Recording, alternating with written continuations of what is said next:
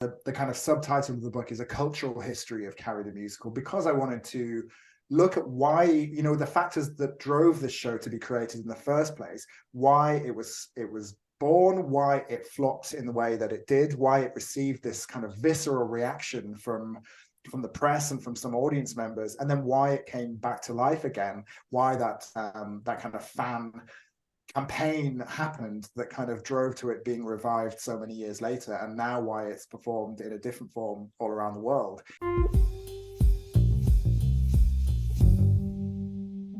Hi, this is Dr. Andrew Rimby, the host of the Ivory Tower Boiler Room, an arts and culture podcast. Thank you for listening.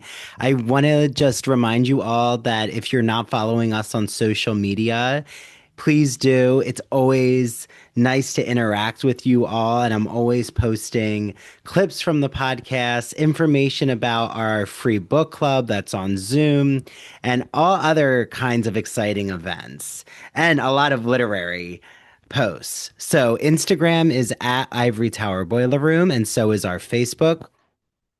We have a LinkedIn, a YouTube channel where you might be watching us now. So, hi, there's a video episode on YouTube. And our TikTok is actually my name. It's at Dr. Andrew Rimby.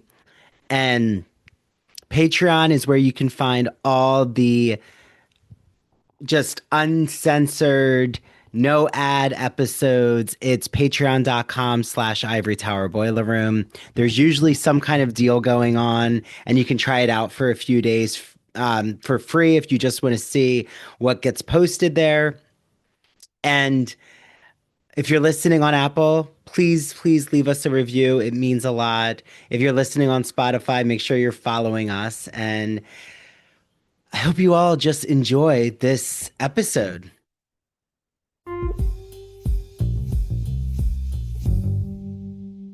Hi, everyone. This is Dr. Andrew Rimby, and welcome back to the Ivory Tower Boiler Room. I am really excited to be joined with Chris Adams, who I've known in the podcast world for at least probably 3 years, 2.5 years, when his podcast that he co-hosts with Holly Morgan called Out for Blood, the story of Carrie the Musical, made its shocking arrival. We'll get into all of that. But I first want to let you know that he met actually Holly, his co-host, when he directed her in a student production of Bat Boy the Musical at the Edinburgh Fringe in 2006. Ever since, they've shared a passion for offbeat musicals, particularly those where everybody's dead by the curtain call. I love that. Well, that makes sense with Carrie. In the real world, Chris works in marketing in London's glittering West End, and he's worked similar roles for several London venues and producers. He's also a keen director in the city's thriving amateur and community theater scene. So, without further ado, here is Chris. Hi, Chris. Hi, Andrew. Thank you for having me. Wow, what an introduction. Well, I have to be suspenseful while also hitting all the high points or flop points in the case of Yeah, Carrie. yeah. So, I remember having just learned about Out for Blood, your podcast with Holly. Um, First, because I had a fascination and love, as so many in your book do. For everyone out there, we're going to be talking about Chris's new book, titled Out for Blood. Out for Blood, a cultural history of Carrie the Musical. And you do more than 80 interviews in this book. And what I'm fascinated with, maybe to start, is just like myself, when Carrie the Musical entered everyone's vernacular, like people remember vividly when they remember listening to the musical, and just it was very secretive to discover it after it left the Broadway stage. Yeah. So, like, let's start there. Where do you remember learning about Carrie the Musical?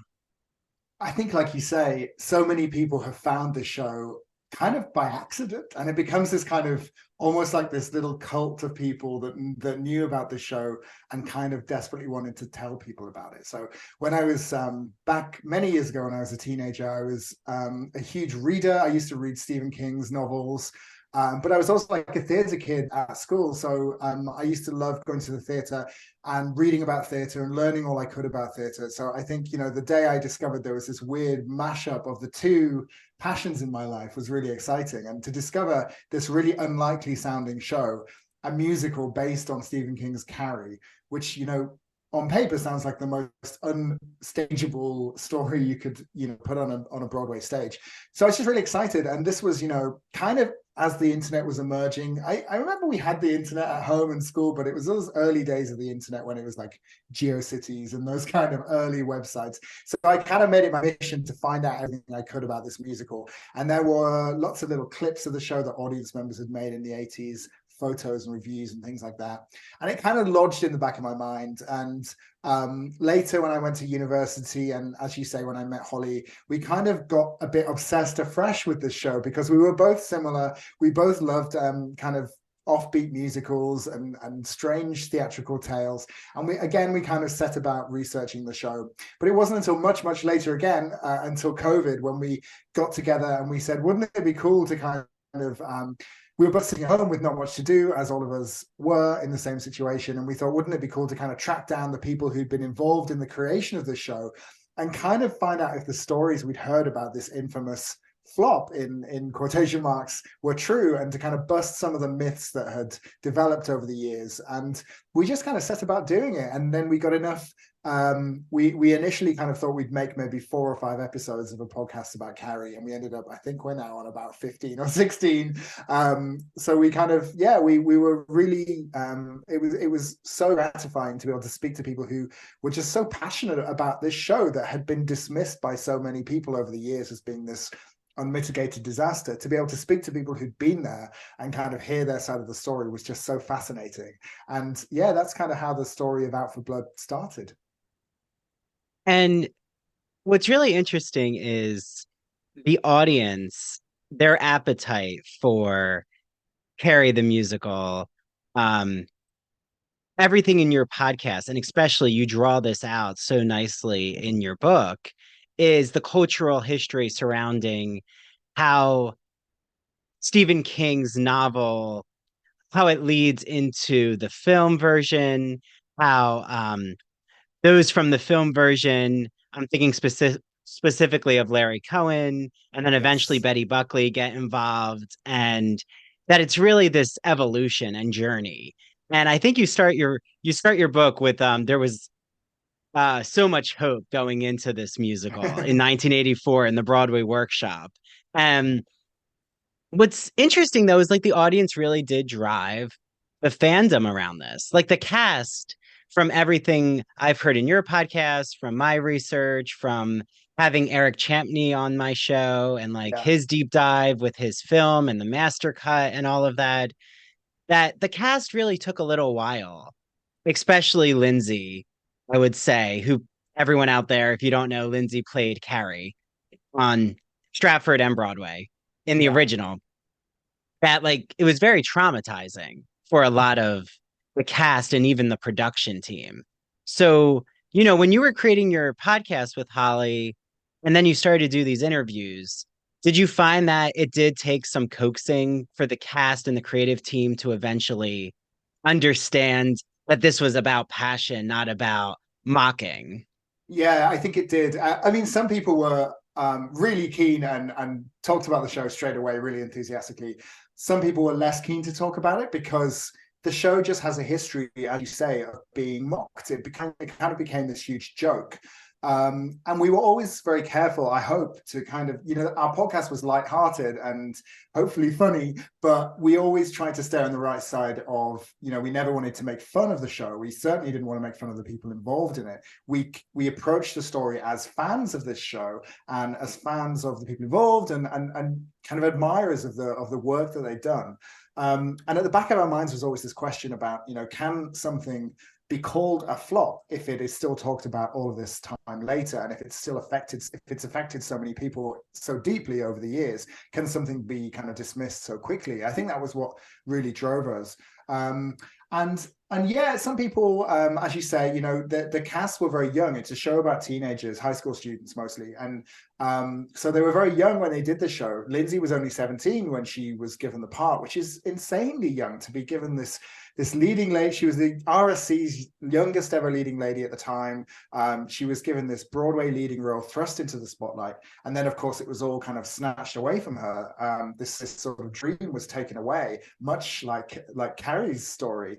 And I don't want to speak on behalf of Lindsay, but from what she's told us, that was extremely traumatizing as a young person, and took a long time to get over. Her immediate thought was, people are going to blame me for this. This is going to scar my career for life. But luckily they didn't. And people, Lindsay's performance, Betty's performance, some of those performances are some of the greatest performances that have ever happened on a Broadway stage, according to so many people. And Lindsay has gone to an incredible career, thankfully. And but it's still kind of, I think in their minds, there's still a hesitation about talking about this show because they think people are out to kind of to make fun of it. And some people have kind of have quickly moved on, and they were very out for talking about it and joking about it and talking about all of the silly things that happened to them and that they were part of. Other people, it did take some coaxing, but I think when they realized that we were out to treat the story respectfully, they were happy to talk to us. And I think that's partly why the book was possible, because we sort of made the podcast as we were releasing it. So it was very hard to kind of insert people as they appeared to us. Once we started talking to people, of course, they were introducing us to more people. We ended up with this huge kind of list of people that we would have loved to speak to, because we told the story of the show chronologically in the podcast. It was sort of too late to insert lots of them. So being able to go back and speak to all of those people who had listened to the podcast, enjoyed it, and realized that we were out to tell the kind of truthful story of what happened back in the 80s and since then, was really great in terms of filling up that book, because I was able to patch together all of the gaps that we may have had in the podcast to start with, and kind of tell a wider story.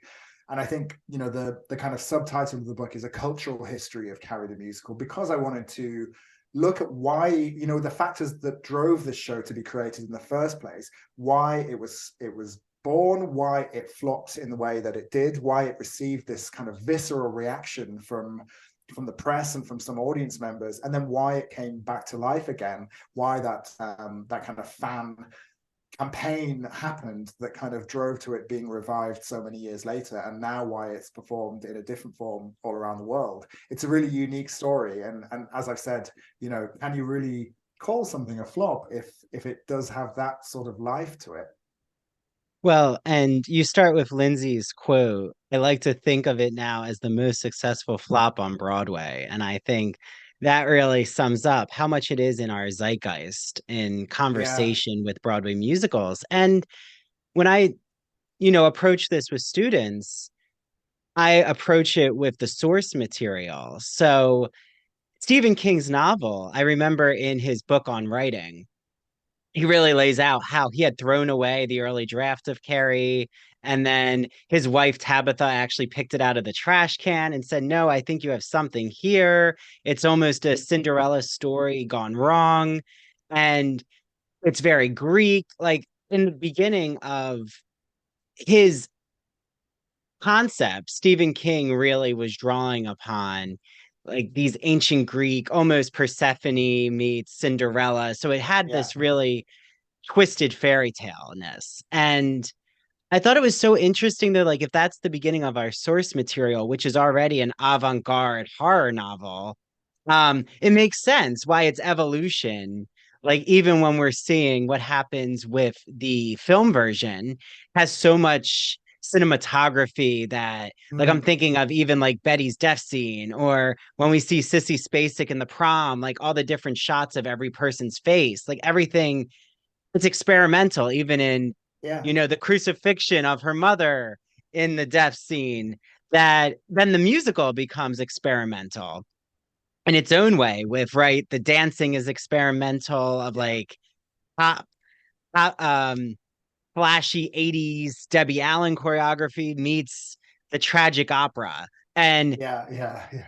but it does let all the performers, like, it's so refreshing. And maybe that's why we are so enthralled, Chris, because Yeah. it lets the performer shine, you Exactly. And know? so, yeah, so many of them said, we may have been a disastrous musical, but we were never boring. And I think, Mhm. that's one of the reasons why the show has lived on in people's hearts and minds, because, there were hundreds of shows that closed quickly in the 80s and since then, but nobody talks about them anywhere near as much as this. And as you say, I think it's because it was so daring and so different for its time. It had to be, I think, because the story was there was, it had a daring director. It had a director known for working on classical plays mainly. And he brought that knowledge and experience to the show. It didn't particularly translate in the minds of kind of casual theatre goers at the time. And that's one of the kind of many reasons that it ended up closing, because people, at first watch couldn't perhaps understand what was happening in front of them. It was a very complex and avant-garde staging. I think since then, lots of people have gone on to reassess the show, and I hope we may have played a little part in that, in introducing the show to people and having them watch it and listen to it and kind of rethink what the show can be. I think, since then, with the show being rewritten and tweaked, so many new directors have had the opportunity to put their stamp on the story. And I think that says a lot about Stephen King's original source material. It's a story that so many people, despite it ending in massacre and murder, it's so many people see themselves in aspects of that character, or see, particularly people, I think, who've been involved in theatre, and those kind of theatre kids from school who might have been picked on and might have been bullied and maybe felt other or different. We heard from so many people who just love this story and love the material it was changed into when it went on stage. And I think part of that is that feeling of being slightly different to your peers, and seeing yourself in that character. Even if your own story doesn't end quite as dramatically as Carrie's story does, I think there are so many aspects of the story that people can kind of cling to. And I think that translates again into the life of the musical, and the fact that the musical was misunderstood and slammed by critics, but also kind of redefined in the future. I think so many people relate to that aspect of the story too. So it's a really unique melting pot of different aspects of people's personalities and psychologies. And I think that's what I really love about the story of Carrie, is that it's not just a straightforward tale of a musical that flopped. There's so much more to it. Well, and isn't it true that, correct me if I'm wrong, Chris, but the director of the Carrie musical, um, he was basing it off of Lulu, the opera by Berg? Or I remember something about Yeah. like Oh, that almost German expressionism enters the scene, like almost Bluebeard's Castle, like those Gothic operas. yeah, almost. It was actually two of the writers who saw Lulu at the Met in New York, and were kind of, as they left. This is Michael Gore and Lawrence D. Cohen, who were the composer and the book writer of the show, and Cohen had also, as you mentioned earlier, he'd written the screenplay of the Carrie movie. And as they left the opera, Lulu, which is sort of this very violent opera, which involves all of these crazy twists and violent deaths, they sort of said, if Berg had been alive today, I bet he would write an opera based on Carrie. And they had one of those light bulb moments where they thought, actually, that could really work. And they didn't end up writing an opera, but they wrote a musical. But I think it was a very different musical to the one they ended up seeing staged. Later, it was taken on by Terry Hands, who was the artistic director of the Royal Shakespeare Company. Who, as we've said, had this very kind of classical background. And in Carrie's story, he did see these kind of elements of Greek myths and biblical stories and fairy stories, and pulled all of those strands together into quite a unique, very unusual staging, let's say, which was not what people were expecting. It was certainly not realistic to the story. It was very symbolic, very avant-garde. It pulled together all of these references that I think a lot of people just didn't understand, and so they very quickly dismissed the show. They're expecting to see this kind of high school, high-kicking musical, because they knew Debbie Allen was there, and she was well known for choreographing and starring in Fame. And Debbie went into the show, I think probably she knew what Terry was trying to do, I think, but her background was in these kind of high school set musicals and very aerobic 80s style, modern dance styles, which didn't quite gel with the directorial and the kind of aesthetic approach that Hans brought to the story. So yeah, it was a strange mishmash of styles and approaches, but we've ended up with this musical that we're still talking about today. So maybe there was something in it. Well, and before Carrie, there was really no high school musical that really had so much dancing. Like, I mean, there was Grease, but I consider Grease a parody. Like, I don't consider it. Yeah, I mean, but right in the 80s, you had Footloose, but it wasn't a music on stage. It was right with yeah, Sarah Jessica Parker, Kevin Bacon. yeah, It's yeah, the film version. So, like, there's so much high school films that, Fame, like you've said, of course. And I even think Thank God It's Friday had come out. Um, yeah. so I like right, mean, we're in the disco age. So it's yeah, yeah. fascinating. I mean, Broadway was a very different place then, and this is something that I delve into a bit. When we think of Broadway now, we think of a very different set of shows. There are shows aimed very squarely at families. There are shows about teenagers and about young people and their problems and their everyday stories. You can go and see Heathers and Six and Legally Blonde and all of these kind of shows, which I know aren't on Broadway anymore, but they're very much in the kind of in the sort of musical theatre fans world. Back in the 80s, there was very little aimed squarely or about young people. It was the idea of putting what was ostensibly a horror story on stage was crazy. People laughed about it. It was a very Cats was probably the most different and challenging thing on Broadway at the time, because it was this sort of sung through epic mega musical that had been imported from the UK, and didn't sort of have a linear plot as such. But around Cats were all of these sort of hangovers from days gone by, lots of revivals of comfortable musicals that people could just kind of sit and enjoy and let it wash over them, lots of plays. So stuff like Carrie was very different and shocked people, and it was very hard to get people to part with their money, because it was challenging and it wasn't easy. It was very different to what they were used to. You see it now when a very challenging new piece opens, particularly since COVID. People sort of want to know that they're going to spend their money and get a good night out and enjoy something that they're familiar with almost. So I think, Carrie came about at a time where people just probably weren't ready for it. The themes of the show, the staging of the show, and the kind of cultural surroundings of the show all just didn't quite mesh to make it work.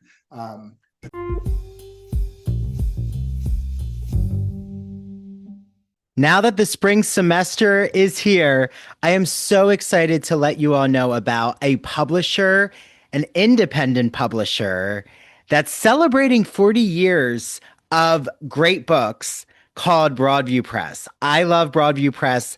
I have so many of their editions of classic literature like Wuthering Heights, which is coming out soon, and it's our book club choice. And they have so many academic books for instructors and for students and the general public. So I've had so many exciting guests on, from guests talking about The Wonderful Wizard of Oz, guests talking about vampire literature, horror literature.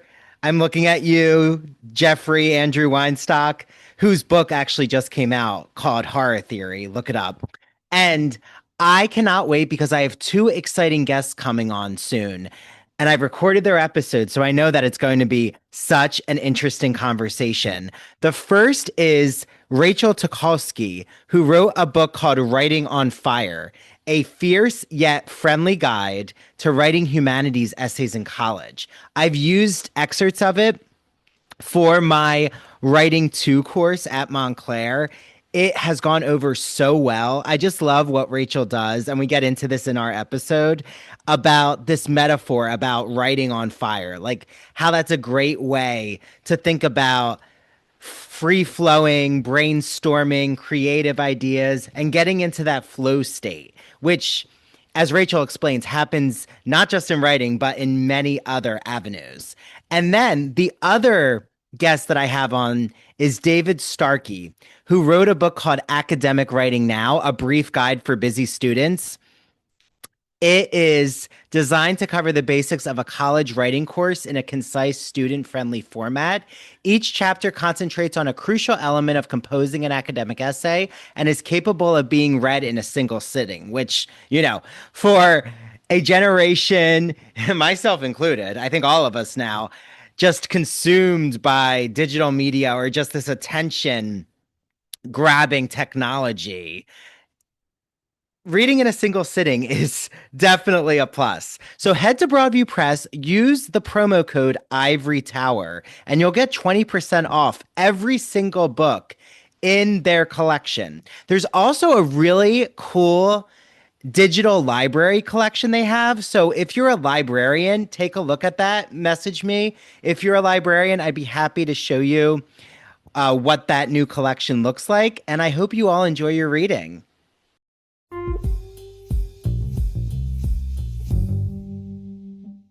Particularly as Cats was taking everybody, people forget how massive Cats was. It was taking everybody's ticket money. It was huge. It had, it was sold out for years. Ticket prices were driven so high. It was scalpers were selling tickets for it extortionately high. It was just this huge dominant force on Broadway at the time. So any new show, particularly anything out of the ordinary, was up for a kind of fight when it came to getting audiences. Well, and when Carrie opens, it's also the same year as Phantom of the Opera. Yeah. And chorus line is still kicking, no pun Yes. intended, but which was, I think, really shaped a lot late 70s into early 80s, really revolutionized the behind the scenes type Yes. show. When you You're get right. Dream Girls, like, so it's very fascinating. Like you said, that's why the cultural history, I'm such a lover of context, like to understand where this fits in. And like I wonder with the cast or and the creative team too, of course. Like how much do they now, because there's been so many years, right? Yeah. We're talking about 1988, it leaves Broadway. Yeah. Um, that do they think a lot or have opened up a lot to you and Holly about that context? Like, have they seen, oh, this kind of now pieced it together. Like you said, your book is an extreme jigsaw puzzle of not knowing where, but not having the pieces all in front of you. And has the cast recognized, oh, okay, this does make sense though. Like we were part of a moment, like we were part of something really Yeah. neat. Yeah, I think so. I think a lot of them knew that already. A lot of them said, it felt at the time like it was something very different. And it was the show that actors and dancers and singers wanted to be in. When the auditions were happening, they heard about this show being developed over the last few years, and they were like, we need to be there. We need to be in the show. And all of the best dancers at the time were like, we are going to that audition. We have to be involved in this. And I think since then they have looked back and thought, it was a very different and daring production. I think, a lot of them with hindsight, particularly, when we started doing the podcast, we found that the show, I'm sure you remember, the cast was kind of divided quite uniquely. Half of them were from the US, half of them were from the UK. And it was a really kind of groundbreaking way of casting a show, because suddenly you had these two very different cultures thrust together. And we found that a lot of the cast members hadn't really got back together or spoken to each other since that last day of the show, because the show closed so quickly. They were kind of sent back to their respective homes very promptly. A lot of them were kind of reuniting, and we kind of had this bizarre, amazing situation where we were kind of reintroducing them to each other, and we were sort of creating. And even beyond our podcast, we heard about they were all getting together on Zoom during the various different lockdowns and stuff, and chatting to each other about it. So I hope that we sort of made them rethink again about their time in the show, and kind of think about the good times that they had, some of the bad times they had, but kind of what came out of it in the end. So many of them are still working in theatre. So many of them are sort of adjacent to theatre. There's loads of dance teachers and people who are involved in education and events and things like that. So it really did kind of have a huge impact on a lot of people. And I think what I've sort of learned to respect from doing these projects is, even if something is dismissed as a flop, it still doesn't, hundreds of people put thousands of hours into making that thing. And people very quickly dismiss things that are seen as a disaster. But for a lot of people, it was their whole life. It was it was a lot of people's big break. It was a lot of people's first time on Broadway or first time at the RSC, all of these different things for people. And it's something that really affected them and really touched them, and was a big part in their lives. So I think, I loved hearing so many individual stories. And we always tried to go beyond the cast as well. We tried to interview people who had been backstage and who had seen the show and had these kind of different links to it to kind of tell a fuller picture, from off stage and on stage and backstage, and kind of get this, as you say, this jigsaw puzzle and put it together. And there will always be pieces of that puzzle missing, because there are, people who are no longer with us, people that we couldn't track down, people who just don't want to talk about the show. It would be amazing to get as many of them as possible into a room, because I think you'd have this ultimate kind of nostalgia party of people remembering things that they probably still haven't quite remembered. But if someone has lots of money and resources, would love to do that. We'd love to come along and be part of it. Well, I have to say, I think Debbie Allen has been very evasive. Maybe not evasive. I'll say deliberately, which I can understand. I think Yeah, she did face a lot of the brunt of criticism, she did. Yeah, um, for choreography. While now all of us Carrie fans, and like you said, these were probably the best dancers, one of the best dance shows in terms of yeah, choreography and energy and singing at the same time. Like, I don't know again when we're going to see someone like Charlotte Dembois do yeah. multiple fouettes as they're all belting. And um, even with Gene Anthony Ray and the Out for Blood song, which is just an incredible number, you can hear the audience in footage, cheering. Like, even though like they're in on the joke because they started to see, even when they were attending, especially on Broadway, it seems like word had gotten around so much that this is a cult hit. Like, okay, Yeah, I remember there's that one audience member who says this is the pig number. And then yeah. everyone People like knew. Yeah, they knew. And but yeah, it just displays like Sally Ann triplets dancing, just yeah, these triple threats that I hope one day Debbie Allen, you know, not that she has to open up about it, but I hope she at least sees how many appreciate cur- um her choreography, that it yeah. was such a style. Yeah, I think you're right. If you pull all of the different threads of Carrie out, there are so many incredible things about it. It's just when you knit them all together, something doesn't quite work, in the eyes of so many people. And I think, Debbie, yeah, Debbie was one of the people who we couldn't get hold of to speak to, on the podcast or in the book. And I think part of that is because, Debbie Allen, look at her career since then. This was Mhm. this was something she did for, a relatively short time 35 years ago, and since then she has gone on to become this megastar, right? She's on, she's directing, she's acting, she's still dancing, she's running huge businesses. She has probably millions of people trying to talk to her about all of the different things she does, and she maybe doesn't want to talk about this project that she did so long ago. But yeah, I think, it's one of those personal decisions, isn't it? I think you kind of, I think you're right. So many people would like to tell her how much they appreciate her work and how much it was part of this amazing show that they love. But yeah, we didn't get the chance to do that, unfortunately. But I hope she maybe she listened to some of the episodes and read the book. Who knows? She might have a Yeah. copy.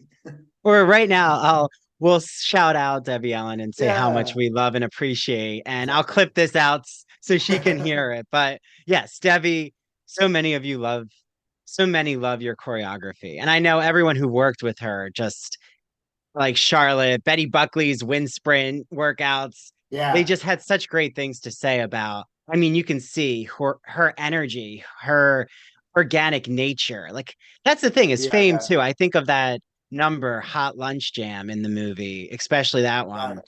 Like, it's just unfiltered teen angst. Like, and I Yeah, think that's what is so captured is um the body tells the story in her yeah. choreography, or just how she even moves. So, Yeah, it's yeah. hypnotic to watch. And the cast said, she worked them so hard, but she was also this amazing presence in the room, particularly in the tougher times when they knew things were going wrong or they could sense there were problems.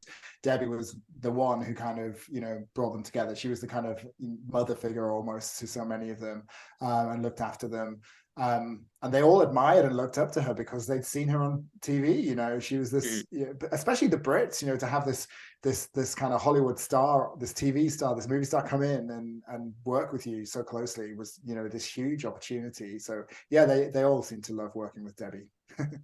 Yeah, well, and I think we have to mention, or just because I know you've had so many in the Carrie universe in your ears, literally, because you are wearing headphones, that I keep falling did out. you, well, I think an aspect we don't talk about is the brilliant, well, you do, of course, but I'm speaking for the broad musical theater public here, is the amazing orchestrations. And I'm wondering, did you ever have a chance to talk to, or in your book, for those who I want to purchase your book, do you ever get anyone who is part of the orchestra or like remembers those orchestrations? So I was able to talk to, in the book, the original orchestrators and the original musical directors of the show, and they gave a bit more insight than we were able to include in the podcast, which was really fascinating. And I don't read music. I don't have a lot of music theory, I suppose, but it's just so interesting to hear people talk about how that process works. And I think learning about that was something that I really loved when we did the podcast. I always assumed that, the composer of a musical does their work, hands over the sheet music, and off you go. But no, it takes these amazing people to kind of bring the music to life for all of the different instruments, for all of the different singers, the singing types. So yeah, to speak to those people was fascinating. We didn't actually get to speak to anyone in the band. I really wish we could have done. Yeah, it was just one of those, there were just quite a lot of them. They were, the musical directors and the orchestrators, I suppose, were used to tell the story of the music. I would have loved to speak to have spoken to Harold Wheeler, who kind of reorchestrated the show when it got to Broadway. I wasn't able to reach him, but he sort of changed the sound of the show. It became a very different sounding show once it got to New York. So to compare the two is really interesting, and people who are very intense fans of the show can listen to those bootlegs and those individual performance recordings and see almost the daily changes in the music and how it was how the sound of the show was changing as time passed. And I think that's such a unique and amazing thing to be able to do with a show from so long ago. Usually you get a cast recording of a show, and that's kind of its definitive record. Carrie doesn't have a cast recording, but it does have this kind of archive of different audience recordings, both audio and video recordings from different places. And so to be able to kind of do that analysis and see how the show was changing day to day kind of shows you how slightly chaotic it was, but also how changes were being made daily and how people were having to learn new stuff in the day and perform it that evening. So yeah, a really interesting angle to hear about, I think. Yeah, well, and it's interesting too how in your book you draw so much attention to, like you brought it up in this discussion, but the US compared to the UK, like that's even in the way the music transfers over to Broadway. Like the what Yeah. I would describe is there's a very rock heavy aspect that happens on Broadway, like even in the opening overture, that like it's almost even more brassy. And I wonder again, is that because of the Broadway audience? Is that for an American type Mm. sound and then muting it a little for Royal Shakespeare Company? Um, Yeah. even the Possibly. cast. Oh, sorry, Yeah. and the cast had that kind of personality too. I just remember that like Yeah. the Brits learned about being more energetic, not Yeah. energetic, Yeah. but Yeah. being like blunt and Outspoken. outspoken. And then the Americans learned how to be a little more disciplined. Yeah, exactly. I think, yeah, there was this, the Brits talk about this kind of friendly tension that developed between the Brits and the Americans when they all got together, because the Americans were so kind of forthright and, they charge to the front of the rehearsal room and do their numbers, whereas the Brits would always kind of hang back a little bit and be a bit judgy. But by the end of the process, they were all kind of so close and learned so much from each other, as you say. I think the music point's really interesting, and the reason given by the writers for the change was that originally they were trying to merge the two worlds of the show into one cohesive sound. Originally, there were two orchestrators, one who kind of tackled the slightly more operatic mother and daughter numbers between Carrie and her mother, the other orchestrator kind of dealt with those pop numbers that were set in the school scenes. I think by the time they got to Broadway, according to the writers, they wanted the sound to be a bit more cohesive and similar across the show. But I think that I'm sure there are kind of other cultural reasons for, you know, what people were used to hearing on Broadway. Wheeler had recently orchestrated Dreamgirls on Broadway, and so he was kind of like, it still is, you know, he still orchestrates shows now, but at the time he was very flavor of the month, I guess that's the phrase he used. He, you know, people loved his work in Dreamgirls, and perhaps they wanted to emulate that success and that sound. So yeah, there were so many different, depends who you ask, you get different answers for different things happening on the show. People remember things so differently sometimes, but yeah, it's a really interesting question. Well, so what was something, and again, I don't want you to reveal it all because it's in your book, but like what was something that you learned? Because you've been with Carrie the musical so long in just thinking about it, listening, hearing different insights. Is there something that really blew your mind, especially when you were writing your book, like something that came Yeah. out because of the writing process that we would be surprised about?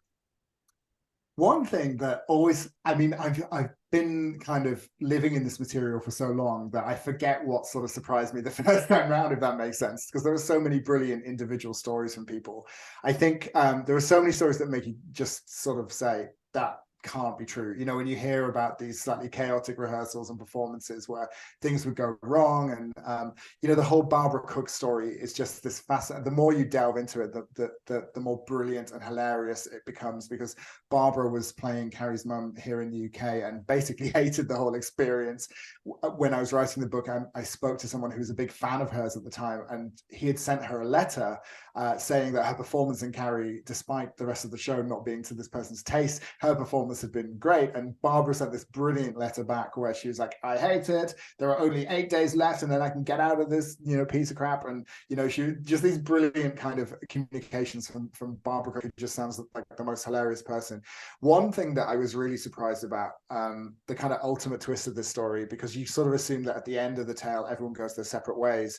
I found that Terry Hands, the director, later worked on another musical with the producer, Friedrich Kurtz, who had kind of co-funded all of Carrie and taken a lot of the blame. You know, there are all of these stories about him closing the show and sort of trying to cling back as much money as he could, because the show was just sort of hemorrhaging cash by this point because of the poor reviews and everything else that happened.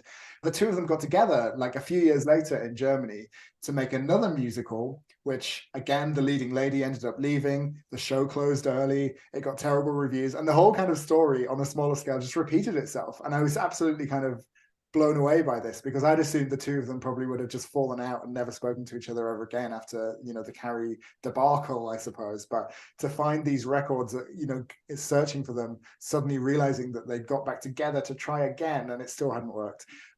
So that was a really interesting story. But, you know, every cast member, every person we spoke to brought these unique stories to the table.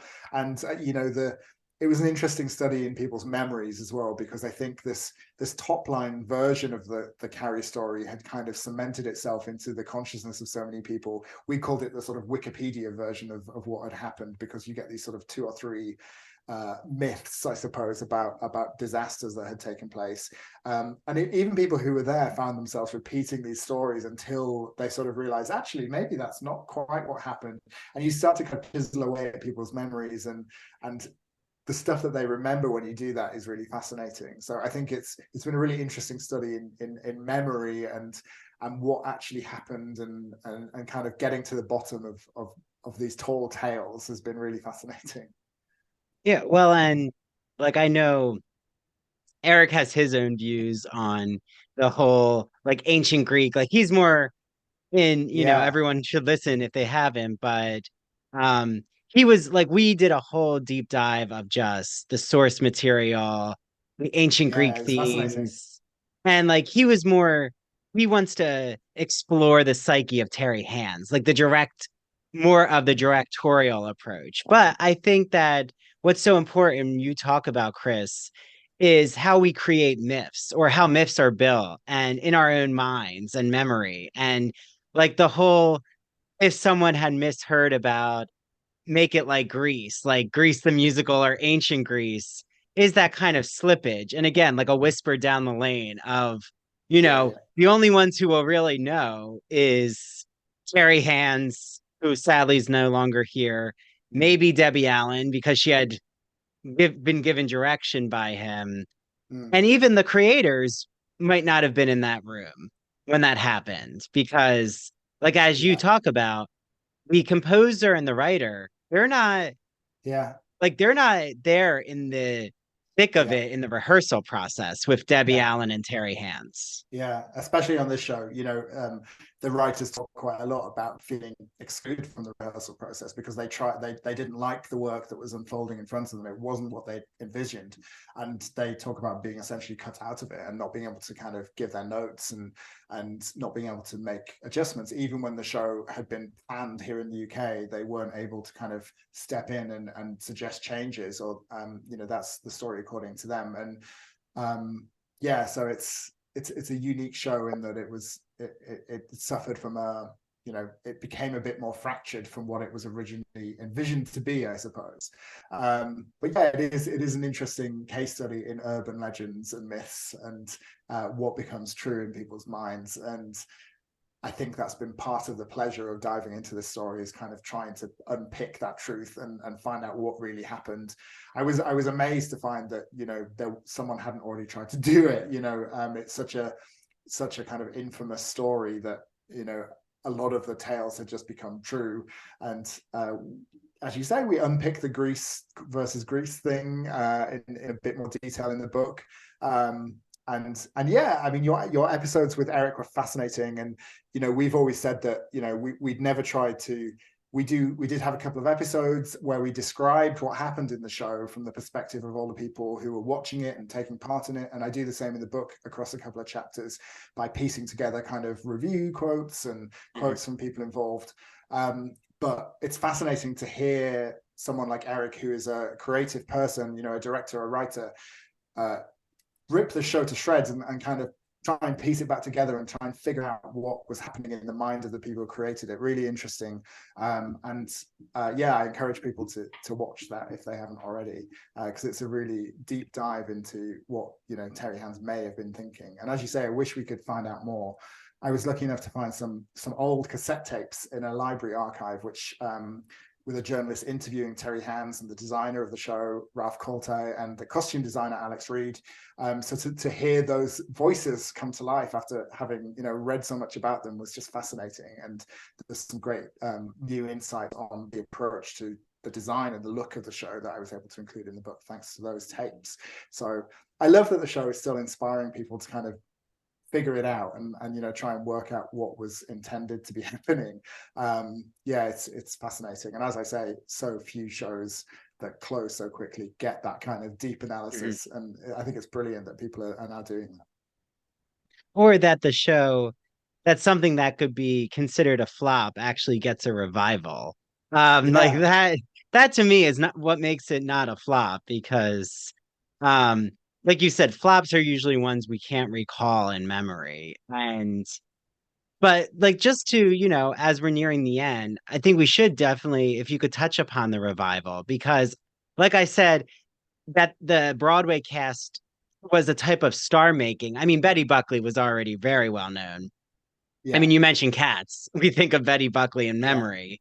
yeah, But that, Lindsay still performing as the narrator in Joseph now. yeah, Charlotte, I saw her in Pippin. She's in Chicago yeah, all the time. I mean, yeah, Sally Ann Triplett has done so much in the West End. yeah, Um, but with the revival, you then have, um, cast members who were in Anastasia. I'm thinking of Christy yeah. as Anastasia Altamere. And then I'm trying to remember, how do you pronounce her first name? I'm thinking of Jenna, she Jenna, thank you, who Jenna played Dwell, yeah. Princess Diane. Yes, Diana. yeah. And Derek Klanner, who was also in Yes. Anastasia and is, I think, currently in Moulin Rouge on Broadway, yeah, who just came straight out of college to do Carrie. He was young at the Wow. time and had sort of interrupted his college career to do it, and now he's this huge Broadway star, as so many of them are.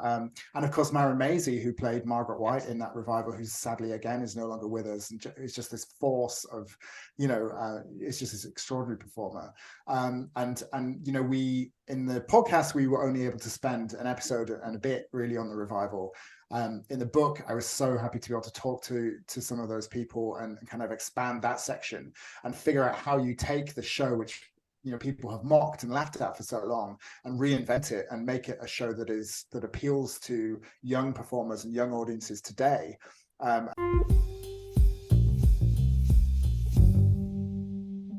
It may be freezing here in the Northeast, but when I received my copy of the Gay and Lesbian Review, it warmed me up instantly. Their new issue is all about kink culture. Let me explain a little. I'm going to read what Jeremy C. Fox, the managing editor, has to say about this issue. He says this issue marks a bit of a departure for the Gay and Lesbian Review as we crack open the bedroom door to explore the practices and paraphilias that interest or obsess some LGBT people and the roots of their appeal. Several future articles delve deeply into why certain kinks turn some of us on, and whether we can discern historical and aesthetic rationales behind these fixations. This magazine features articles such as The Power of the Foot. Oh, yeah, they're going there with foot kinks. Maplethorpe's Gift to America, Reclaiming the Sacred Dungeon. Tumblr was a gateway to kink, and Cruising with Boyd McDonnell. You definitely want to get your hands on the kink issue here. I have an exclusive promo code that those at the Gay and Lesbian Review have granted to you all. It is ITBR Choice. Enter it when you check out on the glreview.org, and you will get a free issue of the magazine. I hope you all enjoy your reading, and it'll definitely keep you nice and cozy.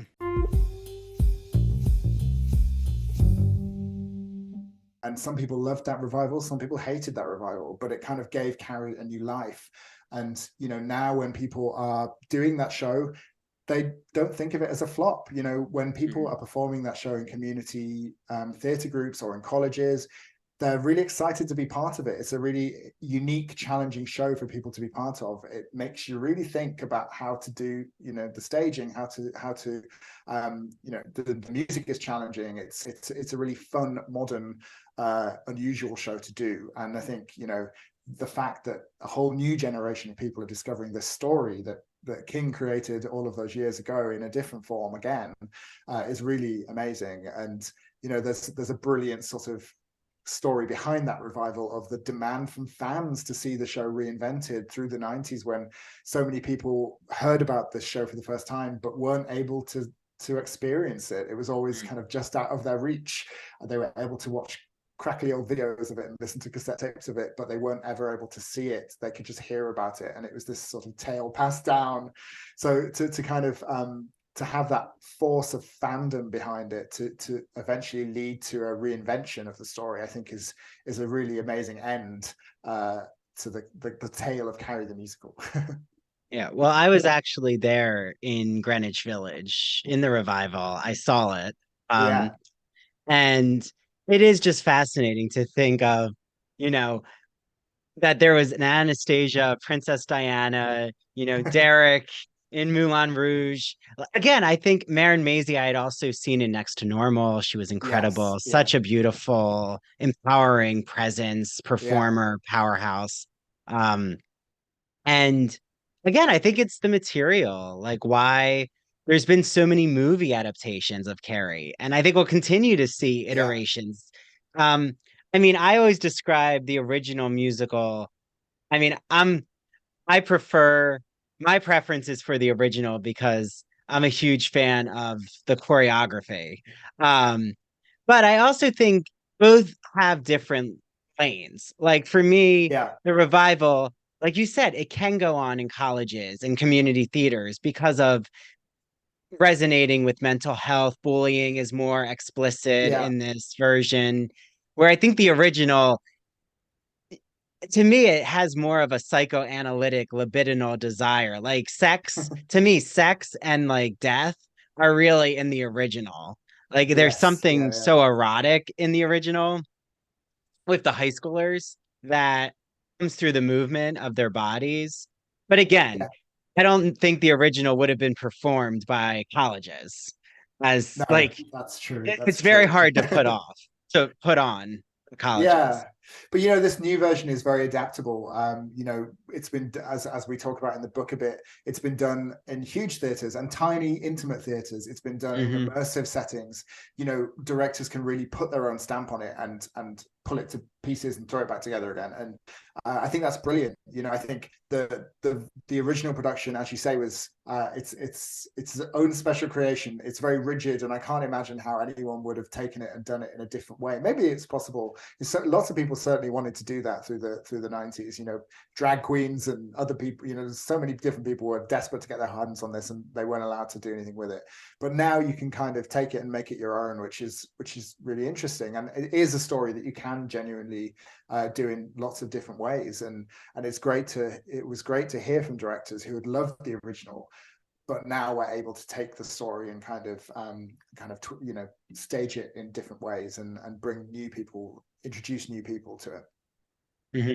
But I will say to Dean Pitchford, um, Larry Cohen, um, and why am I forgetting? Michael Gore. Michael Gore, thank you.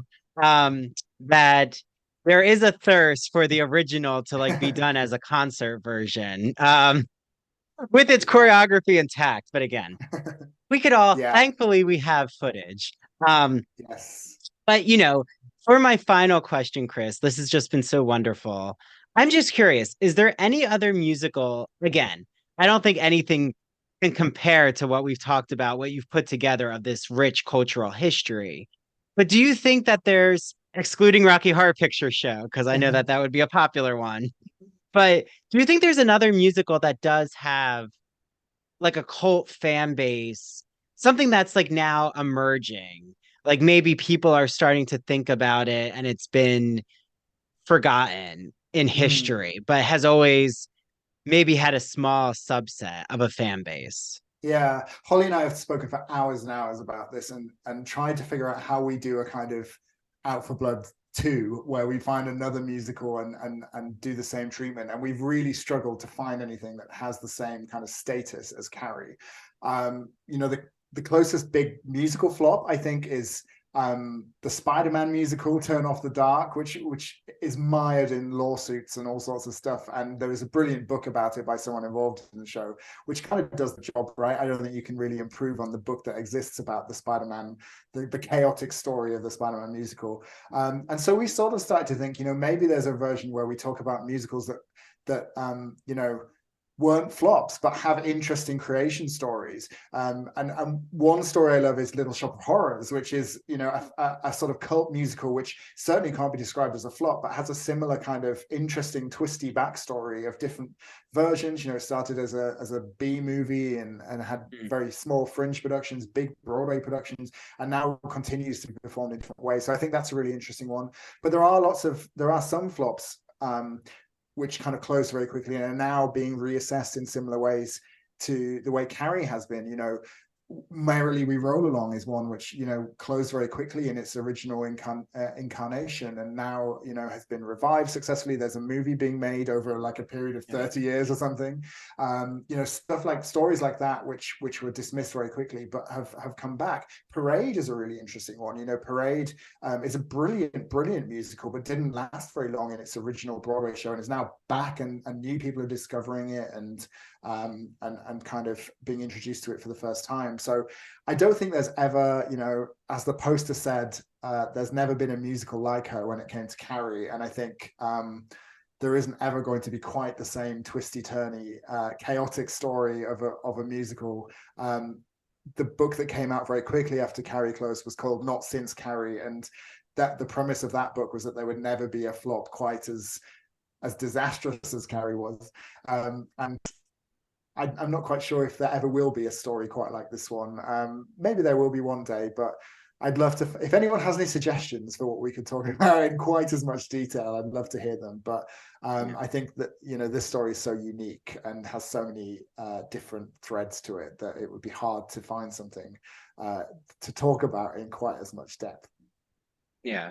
I was gonna say there's definitely though a lot of musicals um gone in the middle of the night with marquees disappearing. Like, I mean, I know you had an episode about Rebecca, but I remember seeing that Rebecca, yeah, marquee. That was a great episode you had. But even Tuck Everlasting, I know it yeah, did show, but then I think it like quickly closed. yeah, Um, but yeah, I'm even thinking I love that whole Little Shop of Horrors. Again, it's not like you don't have to talk about the Rocky Horror Picture Show, but right, that's not a flop. yeah, But yeah, I think that there's something about the Gothic musical which just yeah, makes for really tricky, uh, a labyrinthian type excursion. Like Lestat, I'm thinking of, yeah, yeah. had that type of origin. It was just so many Haunted. Dance with the Vampires, I think, was Yeah, another. yeah. So yeah, there's a lot of potential, I think, for your part two with Holly. Um, Yeah. Plus, we wouldn't have to change our name with those shows, right? We need something that's a bit dark and bloody to make the name make sense. So, yeah, yeah. Any Yeah. ideas? Send them over. Only bloody musicals. Sweeney Yeah, Todd's on exactly. Broadway Sweeney now. That Todd's, we one could do that. be Yeah. good. Um, but yeah, Maybe, thank yeah, you. we we might need to do a mega mix of like bloody, deathly musicals. Yeah, but if I guess if we think about it, Sweeney Todd is one of the most highly successful gory Yeah, musicals. yeah, yeah, But gore is definitely. tough to do on stage. It is. Um, It is. so as we know from Carrie and the Blood Yes, scene, exactly. Yeah, yeah, yeah, yeah. Don't well, ask anyone to do blood on stage. It always no, ends do not. messily. We can do water on stage, but when it comes to blood, I think they Yeah, haven't figured out that technical aspect yet. But Chris, this has just been so wonderful. I would love it if you could has. just, share out how everyone out here can follow you, your podcast, you know, get your hands on your book. Yeah, mention it all. Yeah, I mean, now is the time. If you want to go back, you can listen to the whole series of Out for Blood. It's on the Broadway Podcast Network, but you can download it on, Apple and Spotify and all the usual places. And the book is out now. It came out this week. I'm going to hold the copy up in a kind of like advertising way, and you can order it from, your favorite bookstores or direct from the publisher Bloomsbury. Yeah, I hope people enjoy it. I hope it introduces people to this story. Either via the podcast or the book. It's been a real pleasure to tell the tale of Carrie. Yeah, well, it was wonderful having you here. I Thank you. can't It's wait for great to your speak to next. you. Thank you. I can't wait for your next iteration. Let's see what happens. I'm sure you and Yeah, Holly, you have magic plans and up there'll your be something. sleeves. Yeah, Yes. definitely. There's always something to talk about in the world of Carrie, so we'll probably keep coming back. Oh, there is, I'm sure. You could even like start to deep dive the origin of the movies. So Yeah, maybe. Don't let's give us let's see. ideas. Yeah, well, and Stephen King is out there. Maybe That's eventually. true. That's true. Give us a call, Stephen. Yeah, Stephen. We need your Need you. I know he loved the musicals, so we need your Yeah. reflection right now. Yes, that would be Okay. amazing. Thank you so much, Chris. And this has just been so Thank you. wonderful. Yeah, thank you so much for having me. It's been great to talk. Yep. And thanks to all out there. And definitely get your hands on Chris's book and all things Carrie. Okay. Bye everyone. Thank you. Bye.